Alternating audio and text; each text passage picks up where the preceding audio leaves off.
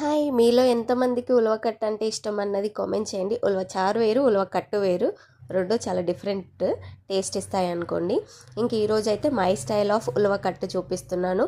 మీకు ఈ రెసిపీ నచ్చితే, ఈ వీడియో నచ్చితే ప్లీజ్ లైక్ చేయండి, సబ్స్క్రైబ్ చేసుకోండి. ఇంక నేనైతే నీట్‌గా వాష్ చేసుకొని ఉలవలైతే నానబెట్టుకున్నాను. ఒక 5 అవర్స్ నానబెట్టుకొని 5 విజిల్స్ అయితే రానిచ్చాను.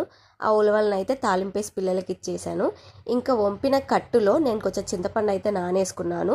ఇంకా నానేలోపు ఇక్కడ తాలింపు అయితే సిద్ధం చేసుకుంటున్నాను. కొంచెం ఆయిల్ వేసుకొని జీలకర్ర ఆవాలు, అందులో పచ్చిమిర్చి, వెల్లిపాయ, ఉల్లిపాయ, ఒక టమాటో వేసుకొని అది మగ్గాక ఉప్పు కారం వేసుకున్నాను.